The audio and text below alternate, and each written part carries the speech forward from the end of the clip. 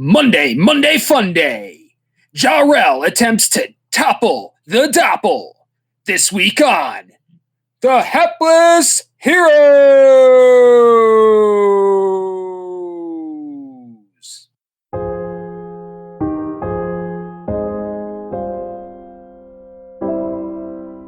Jha'rell, I'm sorry. I can't heal you right now. And I can't sing either.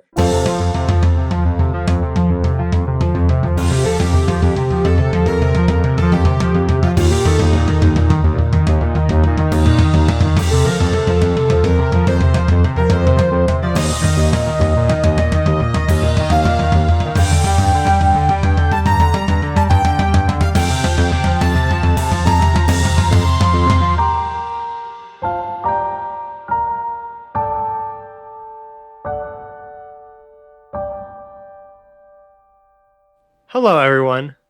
Welcome back to another episode of the Hapless Heroes podcast. I'm Francesco, and tonight I'm going to be your host and DM as we continue this exciting, this most... Why did I run out of adjectives already at exciting? Welcome back, Fran. How are you? Episode of Combat of the Hapless Heroes. This most episode of episodes. Yes. I have a wonderful cast of characters joining me. You know them. You love them. They are, to my left, Dave as Zero, Valen's Avatar of War. Hey there. Mike as Lord and Captain, Quinn Southwind. Where is these dopples? Nicole as Boris the Butcher. Climbing and climbing and climbing. Phil as Hedrick the Entertainer. Quinn, what did you say? And John as Lord Jha'rell the Light. I'm going to hit myself so hard.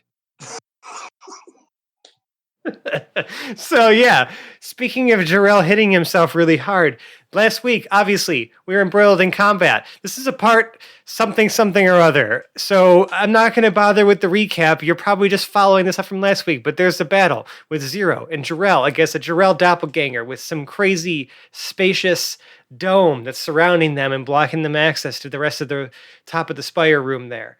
You have the rest of the party slowly but surely making their way up to provide the assist, but not before Jha'rell's doppelganger is able to get a bunch of swings in and hurt Jha'rell pretty badly.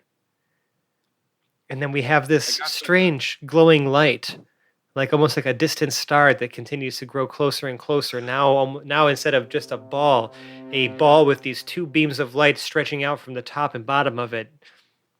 And we're going to open right back up into initiative, starting with Boris. So can Boris hear any of the noises that are going on? No. How many doors are in this room that Boris just walked into?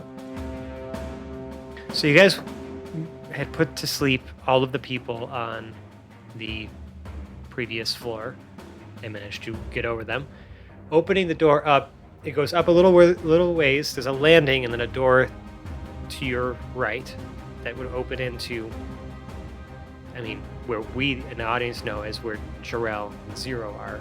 However, to you, it is just a closed door. Right, and this one has a handle, correct? Yes.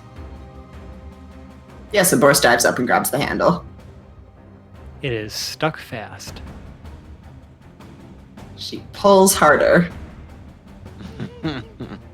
No budge. She, like a cartoon, puts her feet up on the wall and pulls the handle as hard as she possibly can. It does not open. She does not stop anyway and waits for somebody else to have a better idea. Yeah, certainly Hedrick has been perplexed as soon as he entered this place, and his magic hasn't been working. He really had no solution for the people downstairs, and he panicked in that moment. So he just wants to try to firmly grasp it and see whether or not anything is different and push or pull. Which one, push or pull? He'll try to push first, and then he'll try to pull it. It doesn't budge either way. Okay. I only asked to be an asshole. It was not going to work out. Yeah. I was like, mean. There's no keyhole. There's nothing. Just a handle to it. There is no keyhole. That is correct.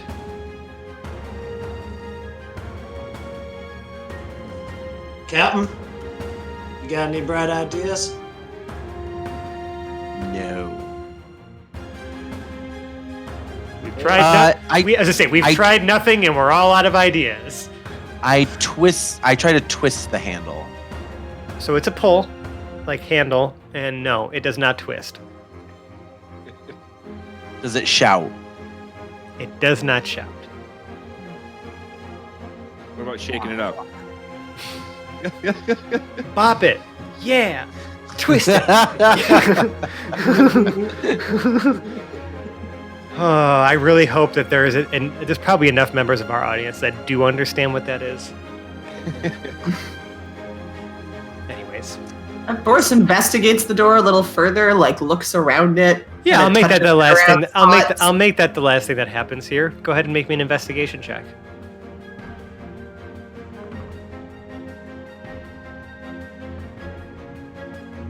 $21. There appears to be the faintest of magical auras on this door.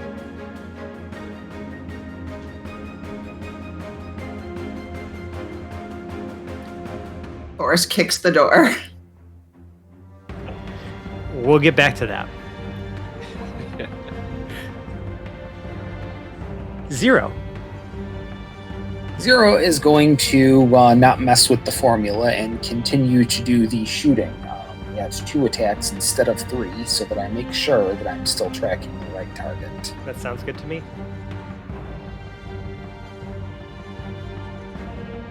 And the first one is going to be, let's see, what's that? That's 13, 24 against AC. That beats it.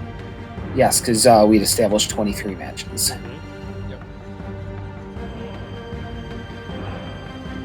But this 22 won't quite get the job done. So it's a single D10 plus 6. And it's good for 11 piercing. 11 piercing. And zero will continue to circle to that far opposite end of the room where the light and the lines are. At least I want to be near it. Yeah, I mean, near it would be like pretty much behind the doppelganger of Jha'rell. Yeah, that's fine. I don't mind being behind the doppelganger of Jha'rell. It means I get to shoot it in the back. Okay. We're going to then move on to Jha'rell. Continuing to hit himself really hard, just like he promised. Yep, a 31. Oh man, so close. I just can't get the crit. 32. A 31 and a 32? Yes. God damn. My crit is obviously a 33. God damn, I say. All right, 2 divine smites, which makes it 6d8. That is a total of 45 damage. Holy shit. Jha'rell. I got him. What does it look like when you deal the final blow to your doppelganger? It's totally like Luke and Darth Vader on Dagobah, except for I can already see my own face. I stab him in the chest and then cut his head off. Sounds good. As the lifeless body of your doppelganger drops to its knees and hits the ground, its right hand, you see, begins to again glow with that greenish sort of it's almost like smoke now coming off of it. And Greenish, almost smoke now.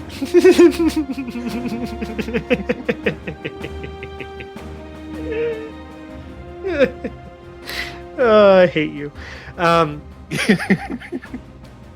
Like and now like it's right like it's like almost like from fingertip to elbow, glowing green, and the gauntlet just dissolves, and you're left seeing what looks like a withered hand and arm, like I'm like skinny as hell. Like there's almost no muscle or fat to be seen, just wrinkled flesh. That's almost like dark brown, like and reddish color. And the hand itself detaches from the corpse and scampers off, and you see it jump and go through the barrier of like darkness and space. Okay, I'm gonna try to follow it. If it's still my turn. You bonk your head on the on the barrier here. Okay. We're gonna briefly drop from initiative. So, what I'm gonna describe to everybody here, Zero and Jha'rell, you are staring at the lifeless body of doppelganger Jha'rell with its head. Minus one head and one hand. Yeah, minus one head and one hand. The head is, has been separated and is lying on the floor. However, Quinn, Hedrick, and Boris see when you just a closed door with a magic barrier.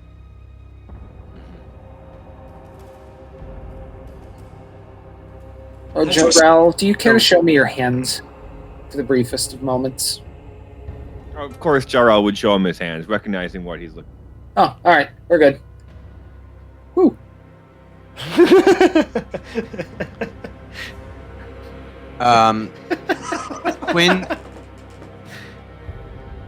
Quinn attempts to cast Dispel Magic on the door. Sure. What level? It would just be 3rd level. Okay. So it's just kind of a. Yeah, I understand how it works. You're casting it at 3rd level. Yeah, so he just kind of like waves his hand and he goes, "Be gone!" Make me a charisma check. Since that is your spellcasting ability, am I right? Yes. Yes.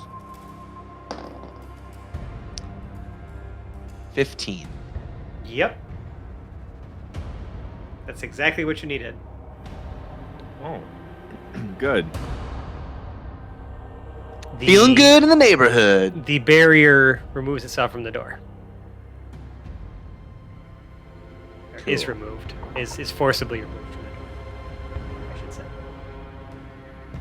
Quinn, you are unstoppable. I know. The door is still closed.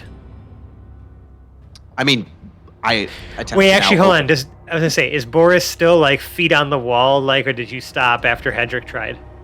Well, Boris had stopped because she had come off the wall to check it and then kicked it after she figured out it was magic. So at that point, she would have been standing on the ground in front Yes. of it. Yeah, when you kicked it, you felt like that force barrier literally just recoil your foot back into place. All right, but yeah, I guess being right in front of it there, she would then try to pop it open once the barrier dispelled. Okay, the door opens and you are staring at literal blackness. Just like almost like you open the door and it's just black. No light, no color. Hedrick will reach his arm through.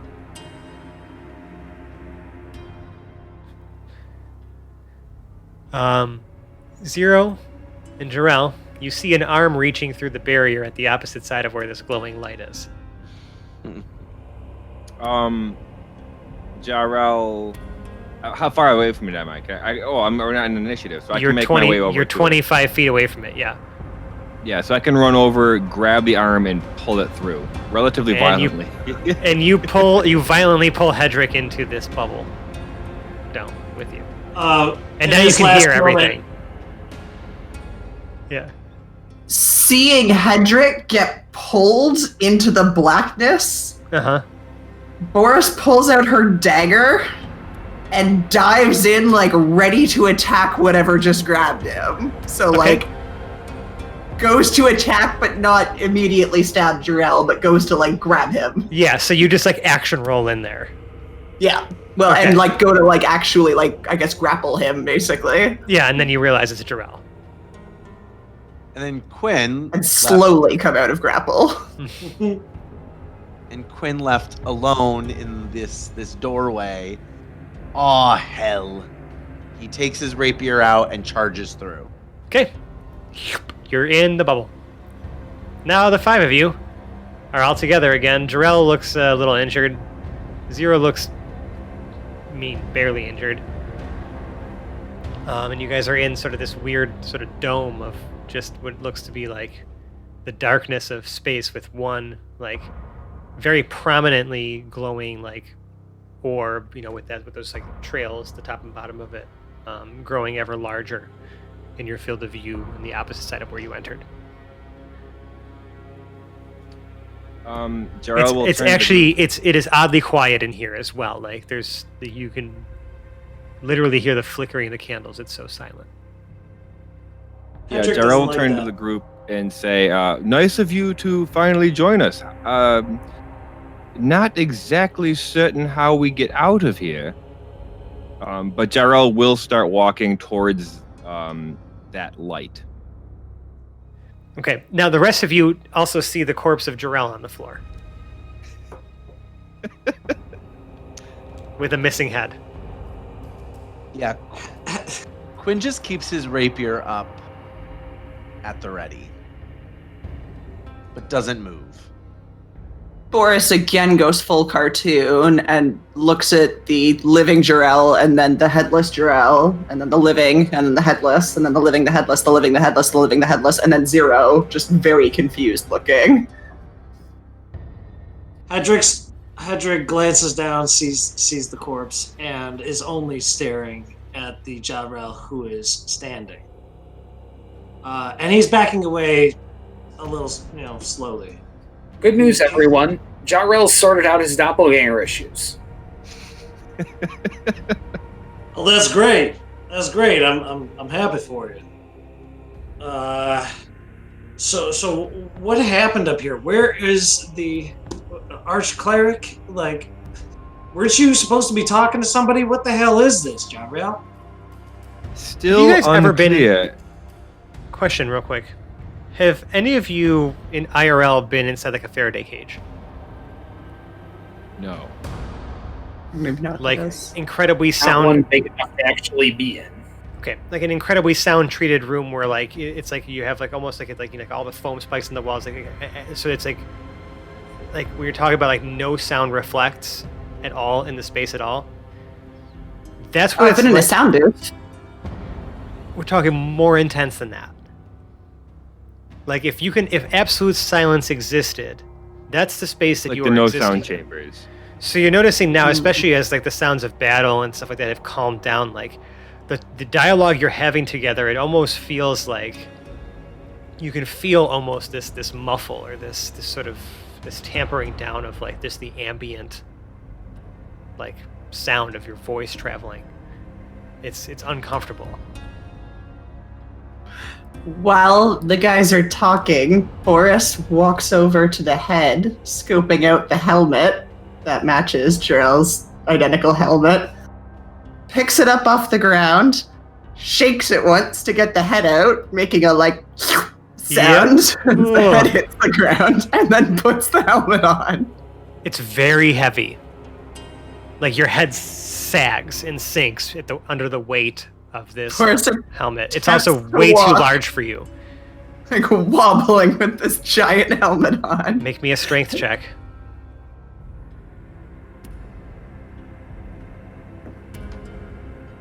Oh, thank God. 18? Yeah, you managed to keep your balance. It's pretty gross in here, though. It smells terrible. Boris is committed for at least 30 more seconds before taking the helmet off, trying to be subtle about it. Yeah, now that the head has slid out of the helmet, it is, I mean, like, it looks exactly like Jha'rell.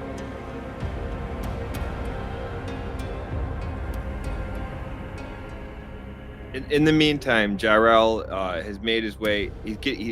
How long, like, as he walks towards that light, does he actually reach the light area? You reach the edge of the dome. Where, like, as far as I can actually make it, but not touching the light. Correct. Like are you reaching your hand out to try to touch it? Mm-hmm. Yeah. You just touch almost like what feels like this, like a completely smooth like barrier. So like your hand is over, you can obscure it, kind of obscure the light a little bit from like at least from your vision. But like anyone looking at you can see right around it. It's like this It's almost like you're touching nothing to them. Jha'rell continues to make his way like around the dome area and say, the Archcleric, or whatever that thing is, I don't believe it's the Archcleric really, he cast this dome upon us to force us to fight that thing. As he's explaining to the group kind of what happened. That fucking sucks. We got to the top of the stairs and all there was blackness, and you pulled me through. We didn't even get a chance to see the top of this thing. I mean, where the hell are we right now? Do any of you have any dispelled magic? Yes, I can do that. I'm sure if I concentrate, I might be able to put a dent in this thing, but I've never dispelled anything like this before. Jha'rell's not feeling any creases or anything. Nothing. Yeah. Completely smooth. Patrick's trying to strum, and he's increasingly frustrated that his sense of hearing is muffled and augmented, and he knows what he's playing is correct, but he's not hearing his notes. You hear them, but they don't resonate. Yeah. Zero, by the way, loves this and wants to steal this technology for every lab he owns. Hedrick will at least try to cast a Cure Wounds onto Jha'rell. Oh, okay. Hold on. Oh, god damn it. I rolled a magic number. Please confetti. Please confetti. A wild Modron appears. Oh my god. A vendor selling hot dogs. It's not that kind of random table. Hold on. You are bathed in the light of 1,000 suns.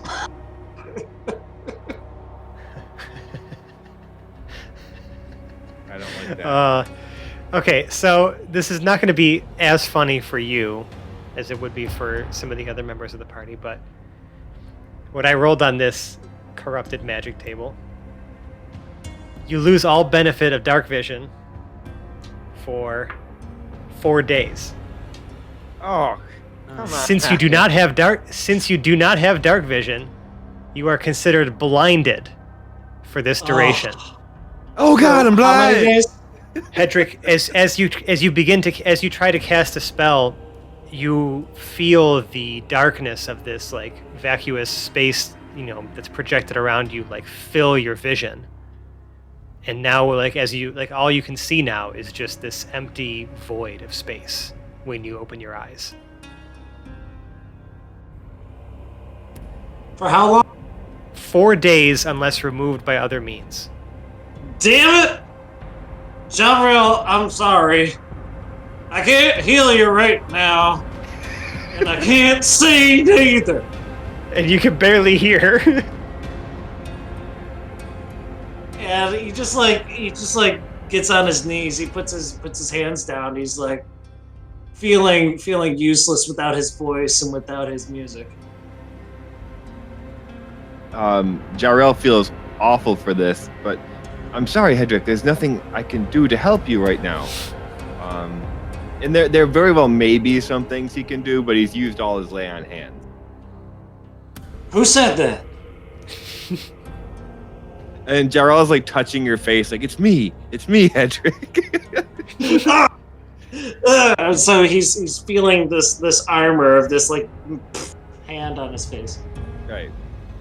Quinn casts Lesser Restoration On Hedrick? on Hedrick, yeah. That was the exact spell you needed to cast. Hedrick, your vision is restored. Hold on, actually, let me roll a d20. Nah, not the magic number, you're fine. Also very much down in spell slots at this point. Not that I should have announced that to the DM. Quinn! Oh, my God. Make sure you write that shit down, okay? Thank you. Yeah, your vision They're is all like kind of becoming slowly returning to normal. You're frustrated, Jha'rell, is that right? And you know what he starts to do, and it's worked out well in the past.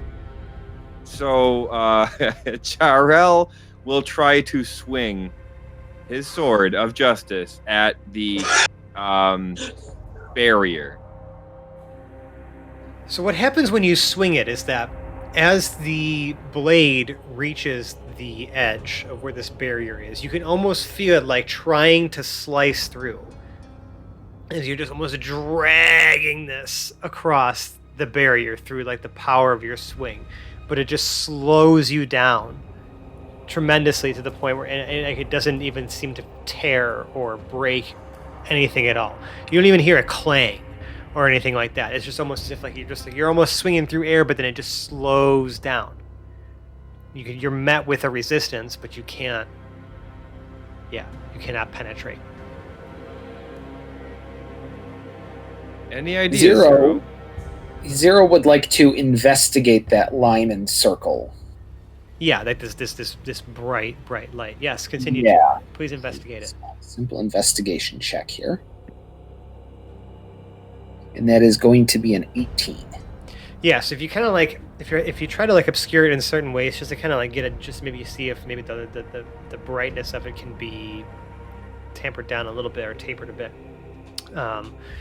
You can almost see like in the center of this bright light, like this tiny little speck of darkness.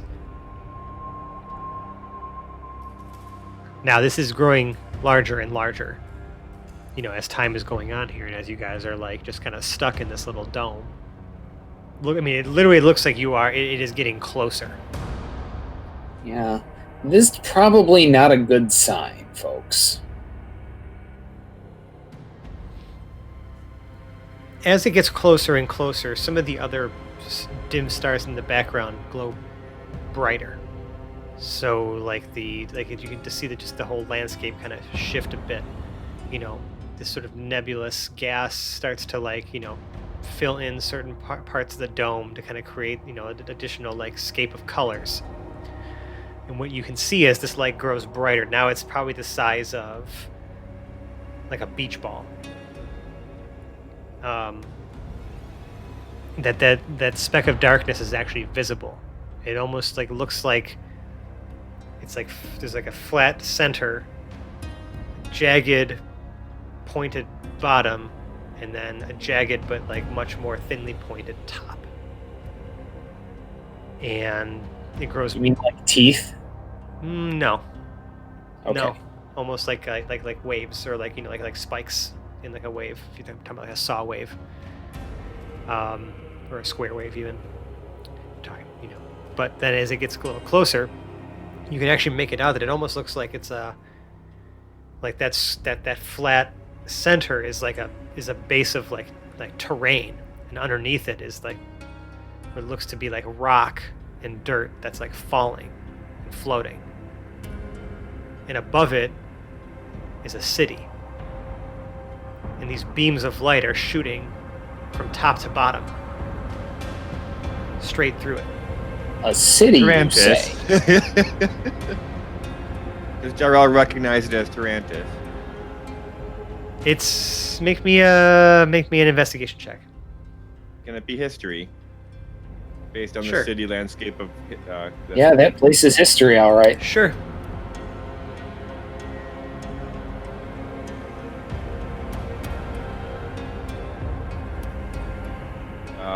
12. Hard to tell. It's definitely a city, though. That skyline is vaguely familiar. Right. And once this ball becomes so large that it's almost taking up like the entire section from like your like eye level to the floor, you can definitely make it out to be Tarantus in ruin, with that gigantic beam of just pure magic, coming out from the center of it, up towards the infinite and downwards out the bottom. And it's just floating in Towards the infinite. space.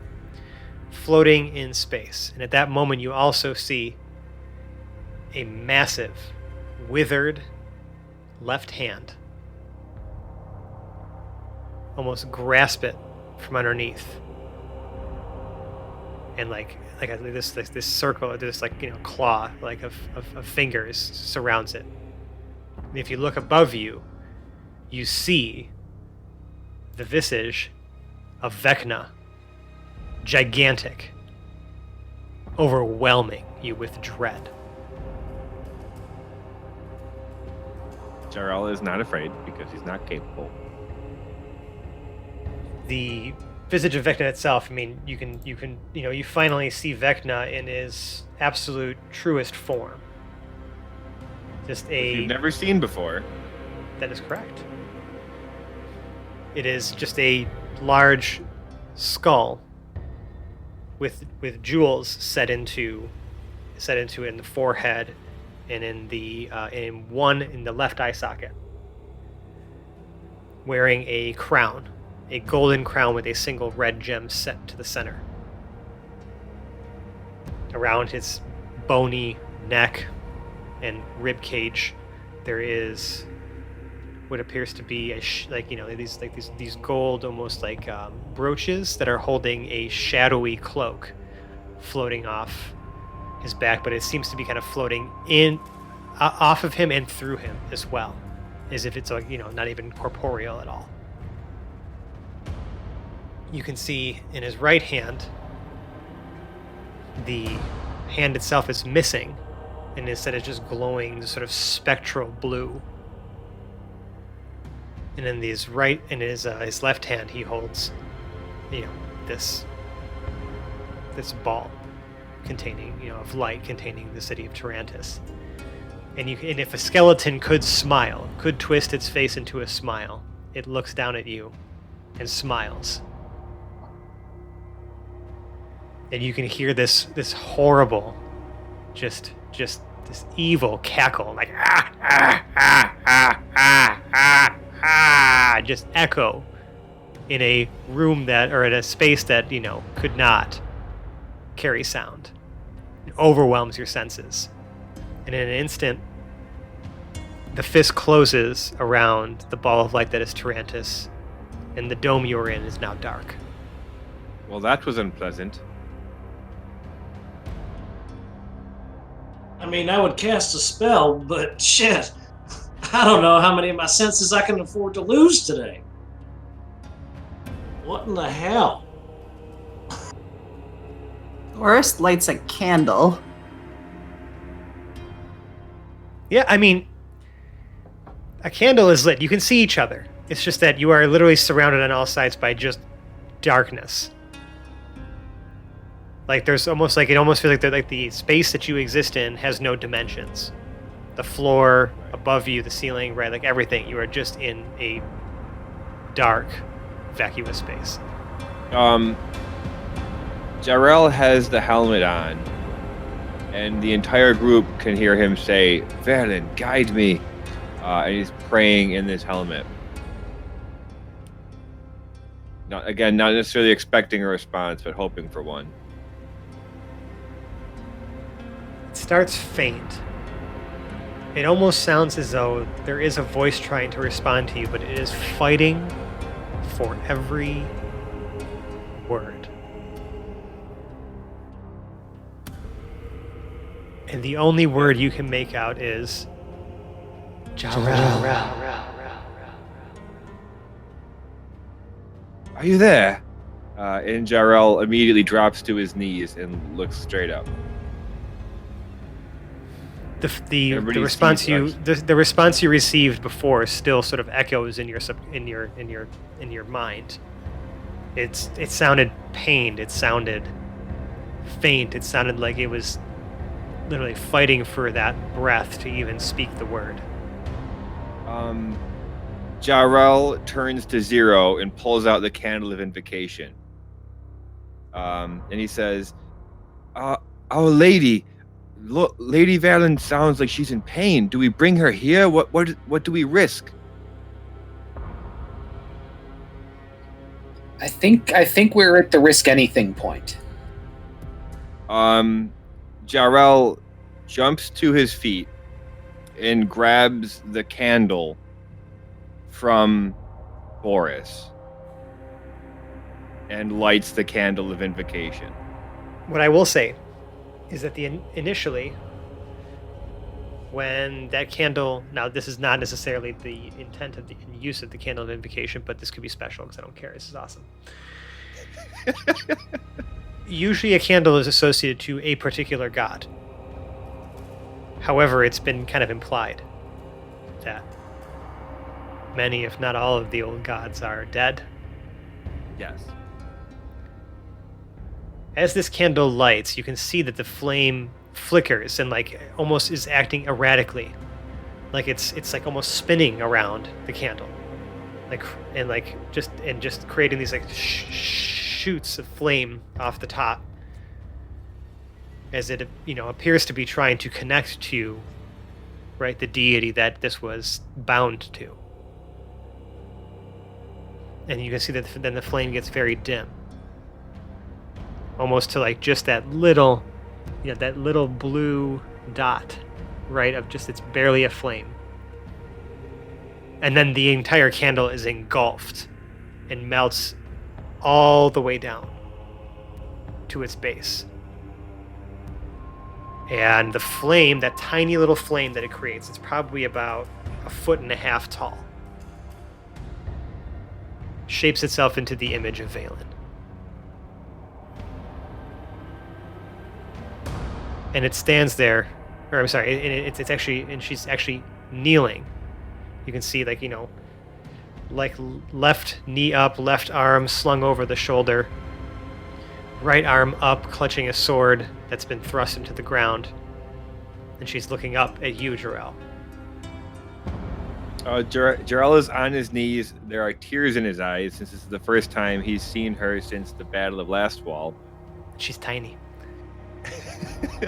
You're much smaller than no. Valen, it's you finally. Guide me to assist you, please. You see that there's a pause, and you see that the figure, this visage of Valen, stands up, and two, a set of wings, fiery wings sprout from her back.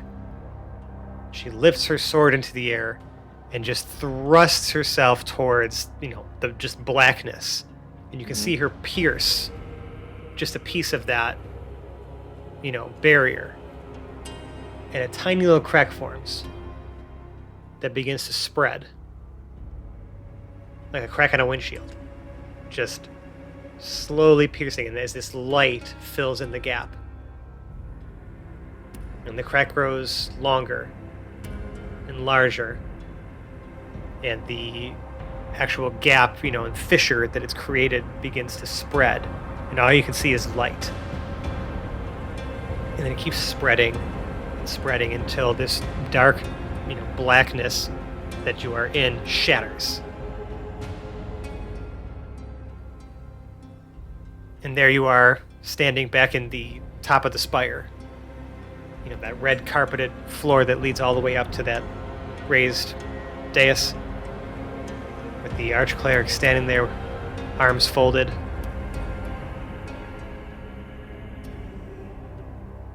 And the visage and flame that was Valen disappears. The second Jha'rell sees the archcleric, he just goes, "You and he pulls the sword of justice again and attempts to move forward towards him to strike him. And he says, "Not so fast." Make me a Constitution saving throw, Jha'rell. Wisdom saving throw. Okay, I still make these an advantage because of the sword of the Holy Avenger, right? Me and everybody within 10 feet of me. While you hold the drawn sword, it creates a 10-foot radius. You and all friendly creatures have advantage on saving throws against spells and other magical effects. Yes. Cool. Okay, you are making this wisdom saving throw with advantage. Much better. 27. Oh, hot damn. A wisdom save at 27? I have a +9 for saves. Oh, because I say your wisdom is usually shit.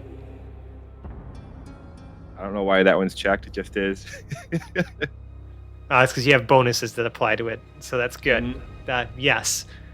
So you feel as though, like, it almost feels like, like your muscles were starting to constrict as he's trying to cast something on you, but you resist. Mm-hmm. And once more, and I know we're getting close to the end of this episode, but we are going to roll for initiative. Yay. Okay. 0, you manage to act first.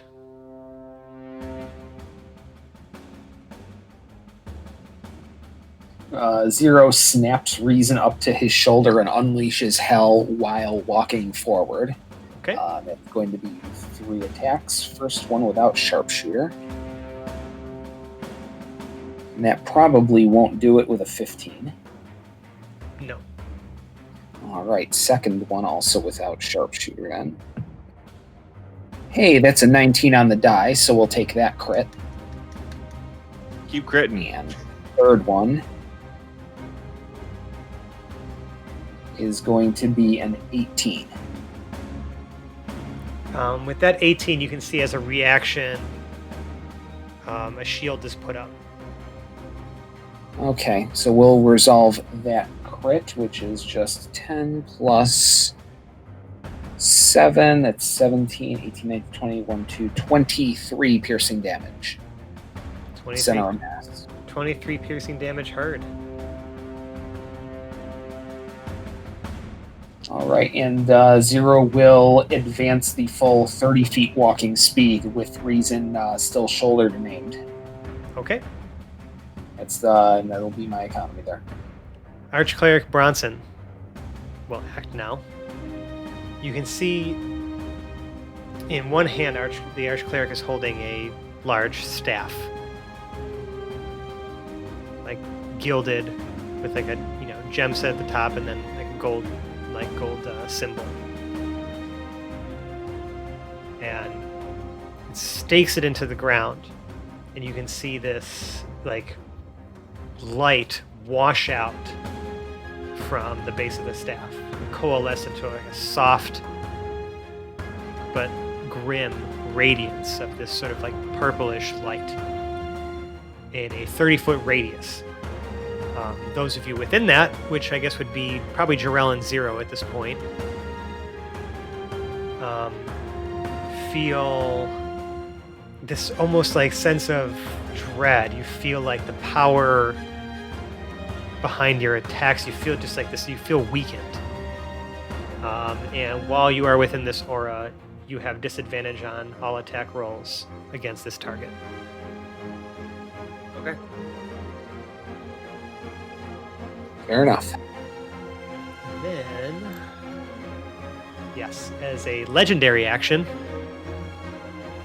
you see the Archcleric then pick up the staff and point it at the headless corpse of the doppelganger of Jha'rell.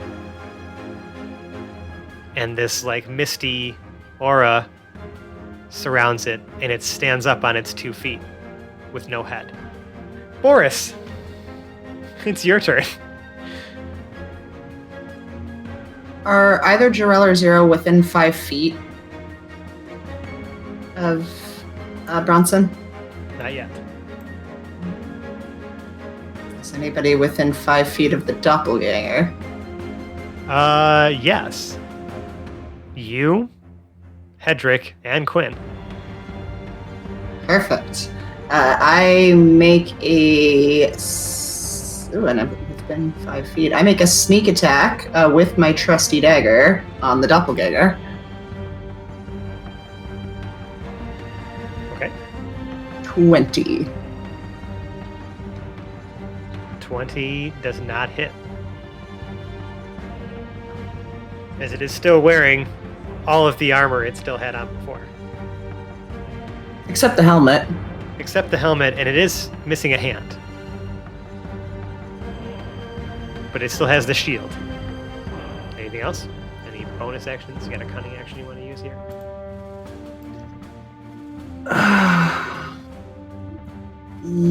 Yeah. This whole section up here is no larger than probably 60 feet in diameter. I hide behind Hedrick.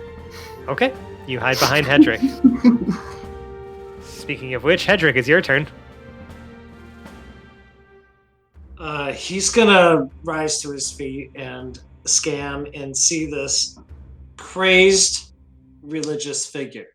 You know, a person who he never met before, and now he sees the corruption has run so deep through this place that no wonder Jha'rell cannot get any communication from his deity. The fact that the very temple has been corrupted to its core.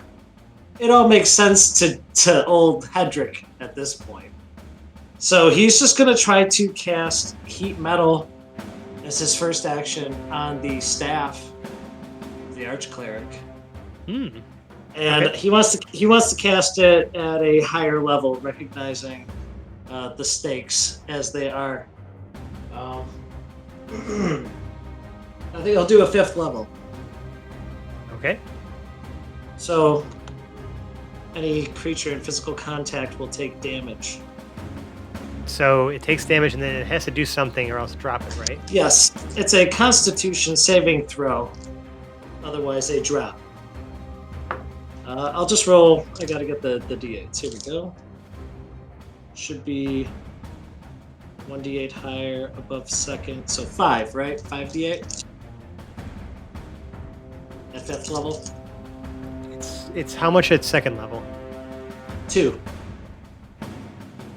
Yep. Awesome. Very good. And is that regardless of whether they pass the save or not? It says, you cause an object to glow red hot. Any creature in physical contact within the object takes fire damage when you cast the spell. Perfect. Take that And damage. then it says anything that's holding it now subsequently must make the saving throw. So that's 28 fire damage. Okay. Takes 28 fire damage. However, it gets a 21 for the save. Okay, that passes the save. Right. So Bronson remains holding on to this glowing red hot staff. Okay, good. Take more damage next turn, idiot. Does heat metal require concentration? It does. Cool. I can still cast a bardic inspiration. Yep, that's your bonus while I'm action. So. Concentrating, right? Okay.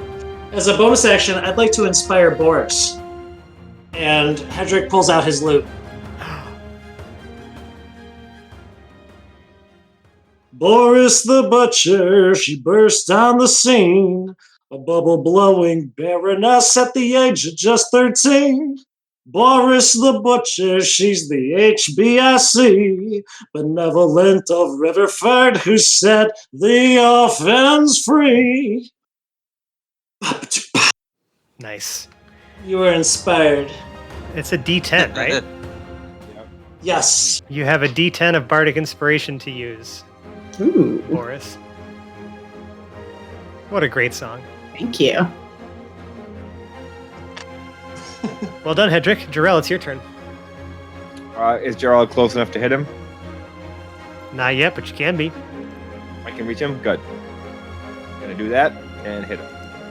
All right. All your attacks are at disadvantage. You are within this All 2 of them. holy or unholy aura. First one's not gonna hit. Oh, it was a 19 too. So a 17 won't hit, right? 17 matches. Oh, so I do hit.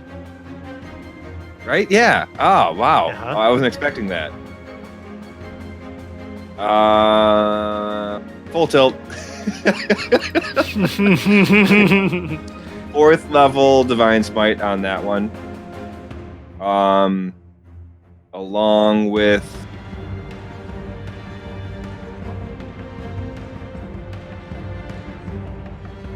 you know what? I'll just do that for now. 4th level Divine Smite, and then the second hit. Oh, nat 20. Not gonna get a nat 20. I still hit him with an 18, but it's not the crit that I was looking for the whole damn time. And that'll be a 3rd level. And you know what? I might as well add the Thunderous Smite to that one. So I'm hoping we can just end him. I wish I would have gotten that crit. 50 radiant damage. Plus 25 slashing. Which puts me at 75 already. Plus 3 thunder damage. And then he has to make a strength save or get pushed back and prone 10 feet. I guess 17. Yeah, it's 19 on the die. Okay, so he doesn't get pushed back, but he still takes 78 damage. Yep. Definitely laid a beating on him, but he's still standing. Yeah. And that's going to take us to Quinn.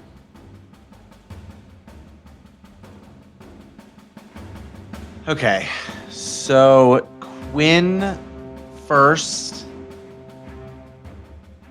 Now, I guess I just want to make sure I'm clear as the player in how this works.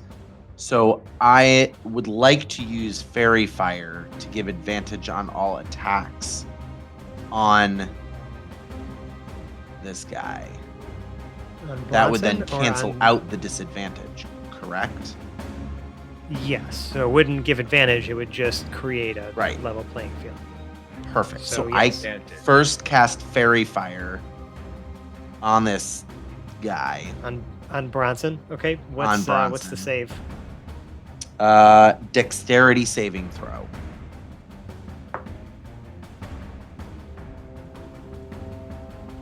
That's a nat 1. Yes. All right, that is a first level spell, by the way. I was really not expecting that to work. So, because it's pretty much all I have in my repertoire. Very little chance of succeeding, and you got that chance right there. I did it. All right. So, because that succeeded, I am now going to plow forward and attack him with an action surge with my rapier. Okay. We're gonna hope for the best here. Ugh. Nope, not gonna work. So that's a 13.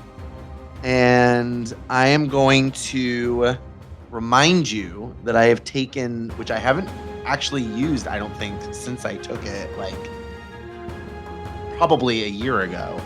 I took the feat Mage Slayer. So because I'm 5 feet within him, I can take a reaction anytime he casts a spell. And he also has disadvantage on concentration. Cool. I also have an advantage. Oh, I have advantage on saving throw. I think I already have that. Yeah, for me. And that's my turn. Okay. Well done, Quinn.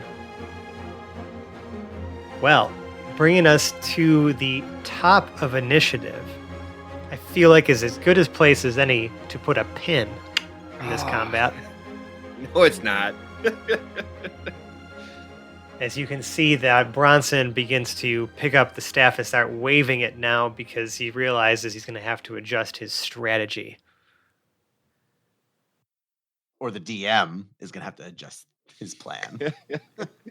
Don't. Oh, and I have, to do so. and now I have time. Now I have time to plan a response. Yummy.